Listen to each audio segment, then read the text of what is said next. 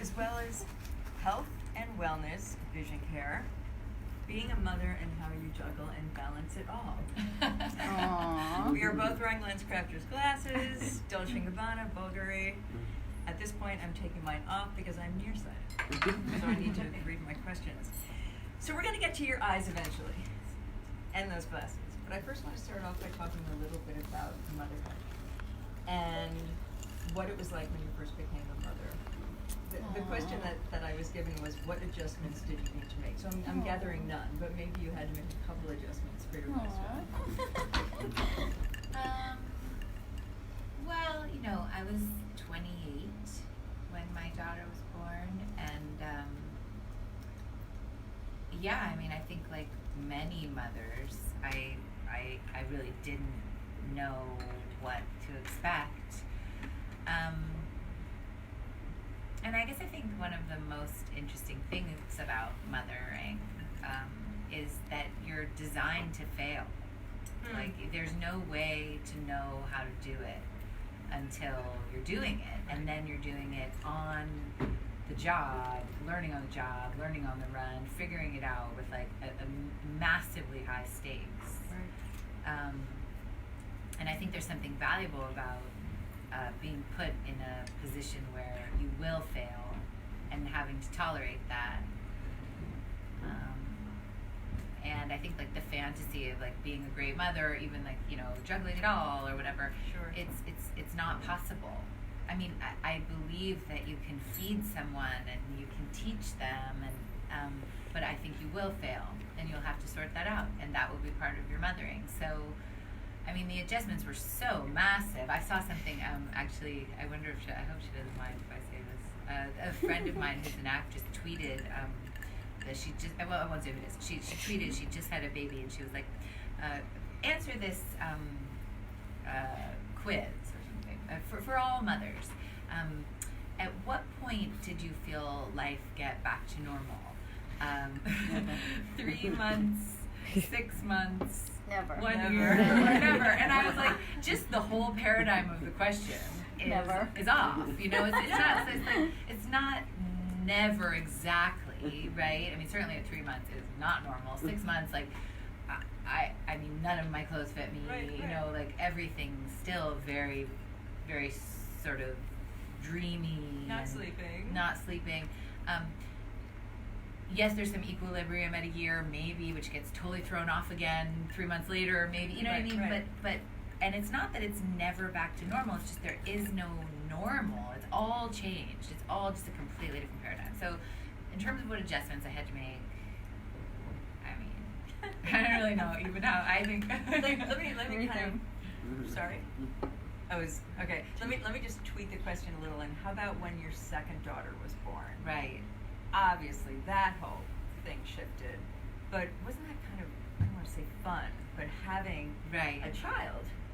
Right. When my second daughter was born, I remember, and of course my second daughter is so different than my first daughter, which has been a whole nother incredible trip, right? I was going to get to that. Right, but I remember when she was first born thinking, oh, I remember this part where you're just like blissed out and texting a friend of mine and saying, how long does it last? Is it 3 days? Is it 3 weeks? Like, I don't want this part to end. You're doing the same thing that your other friend did. What do you mean? How long does it last? Right, no, but I meant like this bliss, like, you know, this kind of like cloud, yeah. But then of course it's all really different. But yes, you know more. You know, it's not, you're not such a beginner with the second one. I wasn't such a beginner, but then again, I had another child as I was taking care of this new baby, which you're then new at. Was Ramona 5? 6. 5.5. Okay. Yeah. Okay. Okay. How are they so different? Does one take after their father, one take after you? No, they're just completely different people. And you of course you expect that. Yeah, sure. But then also there are some things that were one's way with Ramona, and I would just get geared up for it to be that way with Gloria, and then it would happen, like, you know, starting school, for example, and it would be completely different with her. And I was like, oh yeah, I guess You're a different person. totally different person. Speaking of back to school, are there traditions that you do with them? And well, we were talking in the green room. When you were a kid, did you have traditions? You were looking forward to going back to school. Do you do the same thing with your girls, or is it just very different now? No, I mean there's some things that are similar, and I think similar for many families. We were just talking about this in the green room. My older daughter is a real environmental activist, and she's really changed the way that I think about almost everything. She's just insistent on it. And so I was just wondering, every year we get them a new backpack, and backpack shopping is a fun thing that we always plan to do. And I was just thinking about it now and thinking, I wonder if she'll maybe not want to do that and reuse the backpack she has, and how she'll feel about that. That's a little sacrifice for her, and I'm just curious what she'll do. You know, I have a feeling if I bring it up with her and she thinks about it for a minute, she probably will reuse her backpack, and then her sister will probably follow suit. Oh, that's cute. Yeah, yeah. So that's something we used to do. Maybe we don't do anymore. Well, this is also we were talking about before. I always have loved clothes, and my mom used to joke that I remember things by what I was wearing, and she remembers things by what she was eating. That's hysterical. Yeah, but it's true. And so I used to love going back to school shopping and getting the fall clothes, and I still do love that. Like when the weather starts to change, and you're like, oh, I Sweaters. get something new, and they don't care at all about that, really. You know? But we do it because they grow and they need clothes. And we actually often do, and now that Ramon is older, it's different. But when they were little, I used to do a lot of shopping for them online.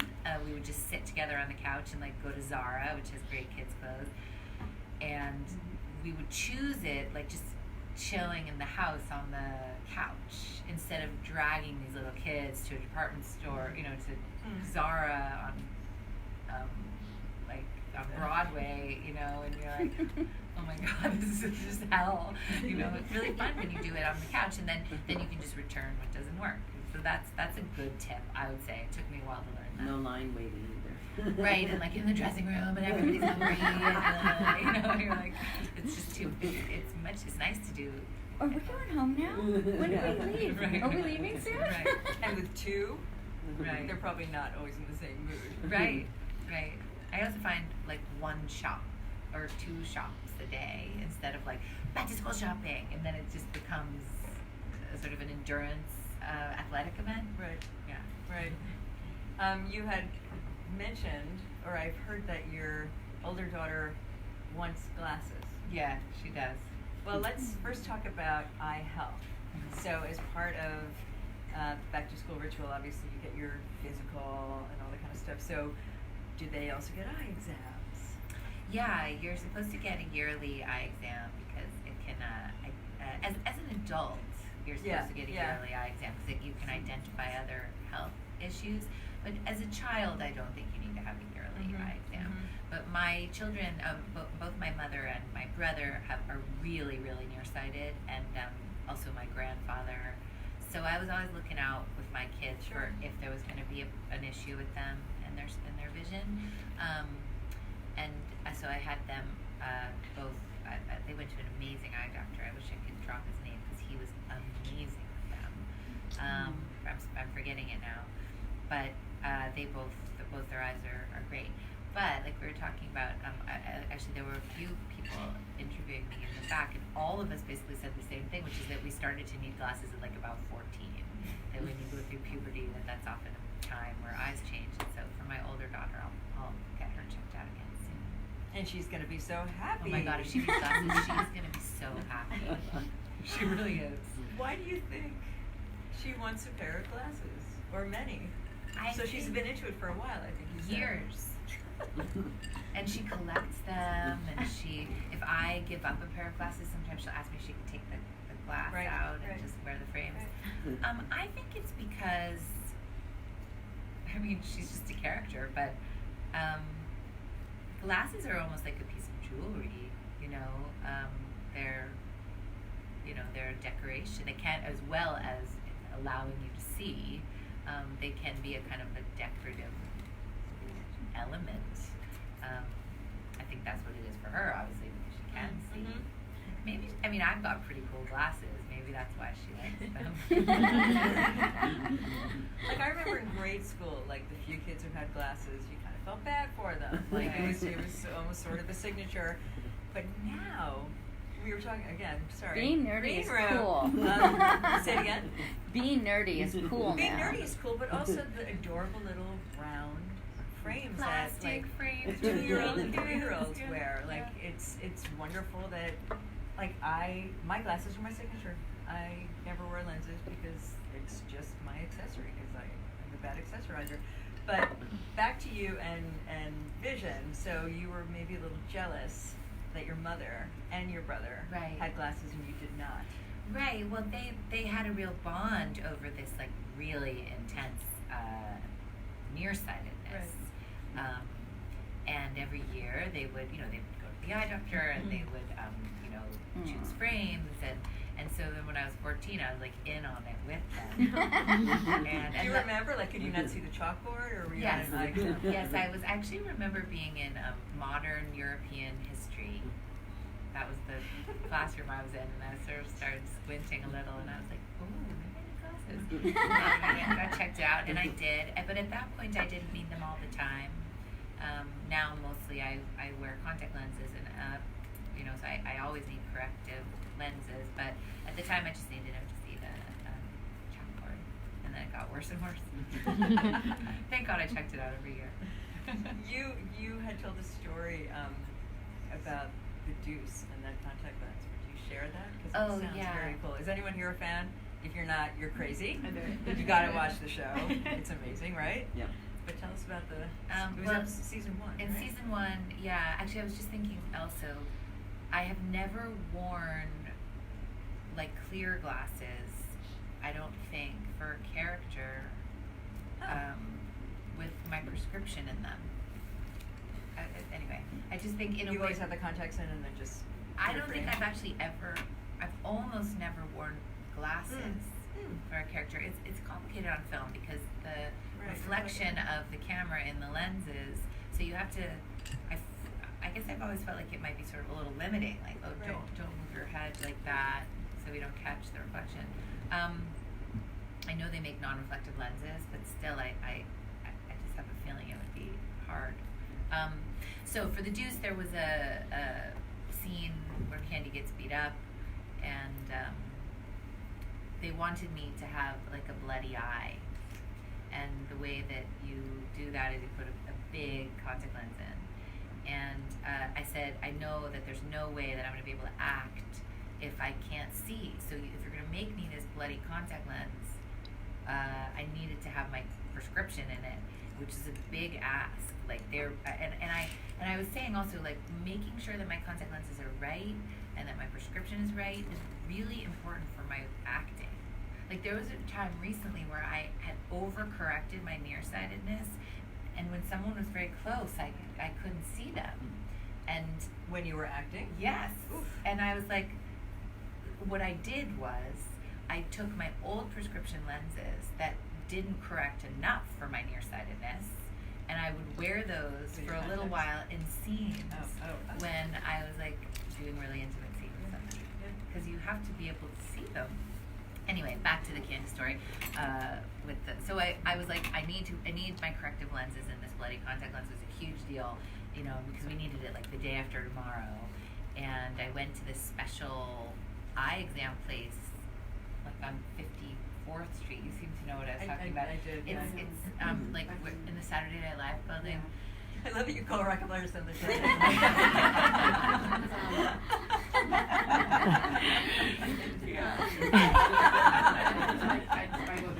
It's like in the subway, right? You can like see it from when you come up. But it's not LensCrafters, so I'm sure he's not that great.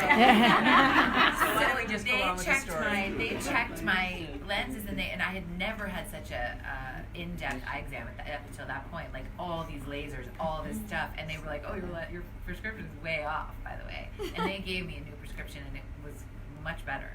And we ended up not using the lens at all. Oh, But I got wait. I got a free eye exam. You wear Halloween or something. The very cool thing I think about LensCrafters exam, and I know that you were there recently, as was I felt like it was like a laser show. Right. And I thought to myself, this must be fun for kids. Right. Seriously though, like no one wants to go to the doctor. I remember being terrified to go to the doctor because I hated when he checked my throat with the tongue depressor. I was like, ugh. But I think, you know, for a young kid now, when it's time, Yeah. it's like a show. It's like a light show. Yeah. Yeah. Go Absolutely. LensCrafters. Yeah. All right, so when you do wear glasses, it's because you're nearsighted, and you have many of them. Yes, I have a few pair. I find, you know, that like with anything, what glasses you like change. You know, for me they change about like once a year. Okay. Maybe like a year and a half. Uh-huh. What frames I want. And I have a great vintage pair of Christian Dior glasses, like probably 70s type. Cool. Mm-hmm. Yeah, gold, and they're pretty decorative. They're a lot. They're not like just everyday glasses. And then I have a vintage Gucci pair of glasses that are very simple and elegant that I just got that I love. And then I have like kind of like knock around pair of plastic glasses which have totally wrong prescription in them. Do you pick your frames up by yourself, or do you trust your judgment, or do you bring a friend, do you bring your husband? No, I do it by myself. Okay. I think it's like a personal, private, Same. meditative, long experience for me. I put them on hold. I think about it. I take selfies. I go back. I have made mistakes before. It's a long-term commitment. You know. Yeah. About wellness. How obviously it's important to you because you look so great. How do you practice wellness at home with your kids? Is it in the kitchen? I basically am trying to. I've got two daughters, and I'm basically How old are they? 7 and 12, almost 13. I'm basically just trying to share with them the things that I find helpful, that I've learned are helpful. Some of them I learned through my mother, but my mom was like a kind of like political, radical, like didn't want fancy lingerie, didn't shave her legs. Like she was a very particular. She offered me a particular set of things, but then I had to learn a whole another set of things myself. So I've tried to just share all of those things with my daughters, and you know, some of them they're ready to hear about and know, and some of them they're not. Right. You know, but Right. Are they healthy eaters? yeah, my kids are really healthy eaters, actually. I mean, I am not extreme in terms of like, you know, no sugar, no white flours, man. Right. You know, I don't believe in that. But I am very thoughtful about what I eat and how I shop food, and I really love to cook. I cook much less often when I'm working, Sure. you know, than when I'm not. But I really enjoy it, and I know how to cook, and I want my kids to know how to cook. Sometimes I meet people who like don't know how to cook at all, which is understandable, but it's not how I was raised. And I remember somebody making red sauce, like a tomato, like a pasta sauce, when I was in college, and they put all these raw onions in at the end. And I was like, At the end? At the end, you know. And I was like, how come I know that's not how you do that?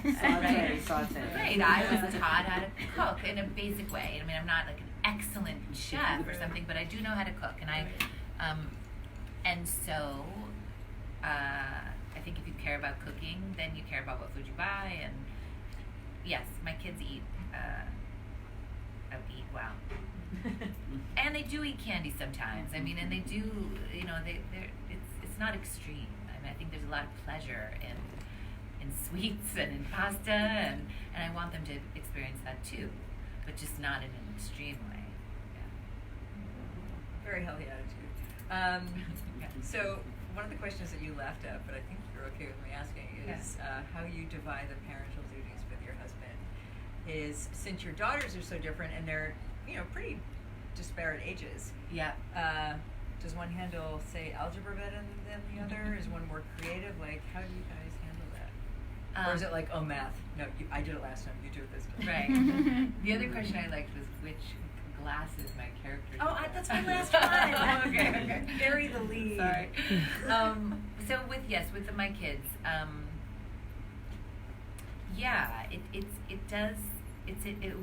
how we divide up the parental duties.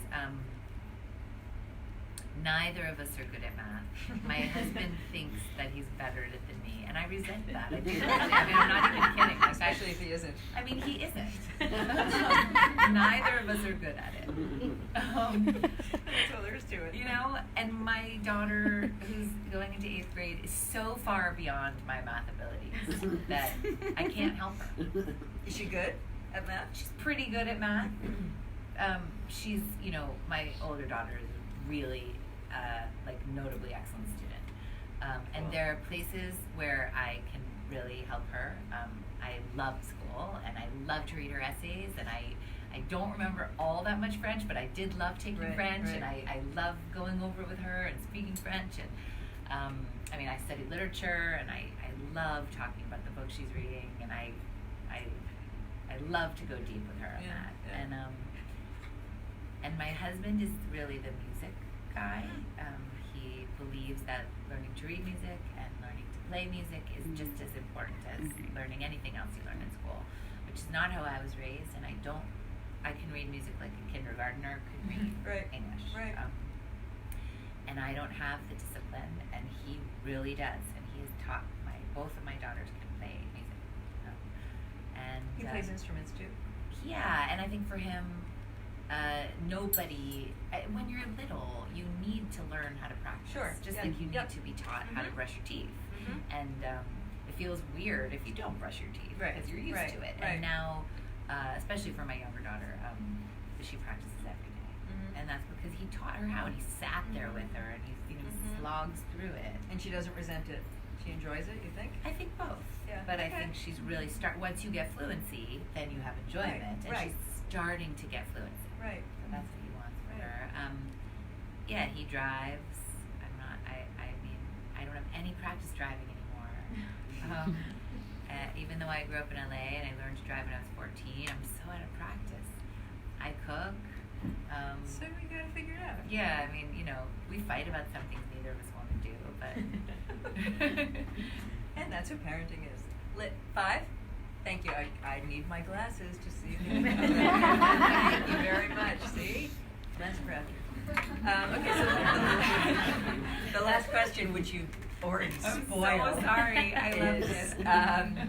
So the role you play on The Deuce is, in a way, 2 roles, because there's Eileen, who's a single mom, who has her own set of troubles and family life, and then there's Candy, who is fascinating. And so, for those of you who don't know, Candy is a prostitute who becomes not only a porn star, but a porn executive, director. Yeah. So I was going to ask you, what kind of frames would Candy wear? Or is Eileen the less interesting one? Start with her. It's interesting. It's funny. I remember all the way through the show, but particularly in the 3rd season, which we just finished shooting, people would say, "Well, is it right that this person called you Eileen, or would that person have called you Candy?" Oh, right. Interesting. And I was always like, do you ever know people like that who? How do I put this? They really are one. They really are one. And I remember Candy's sort of her street name, but I remember an early director in season 1 sort of going, well, she's Eileen now, and she's going home to see her mom, and I was like, she's always sexy. She's never wearing a bra. This is all one woman. Right. And some people, like her best friend, the one who's closest to her, Harvey, he sometimes calls her Candy, sometimes calls her Eileen. Like, they really are mixed. Now, what glasses would they wear? There was an amazing, so in film and television, glasses weirdly are not in the wardrobe department. Glasses is in the prop department. Huh. And I always love a good prop master. There are some prop masters who, I mean, I think you get into it because you like character. I mean, I guess some people don't care, but the ones who love character and are like, okay, I have an idea. What if the porn that the woman who plays your mother has hidden under the kitchen sink that she found in your son's room is wrapped in this dishcloth like this and then put inside of a plastic bag, and you're like, yes, how unusual and strange and so like fetishy, and tells you so much about this woman, and those kinds of things. So often the way that I meet the prop master is in the very beginning of a job, they come to you with a tray of glasses. It's actually a really great conversation, and you look through, and watches, glasses and watches, and that's how you get to sort of have a conversation with them about who you are.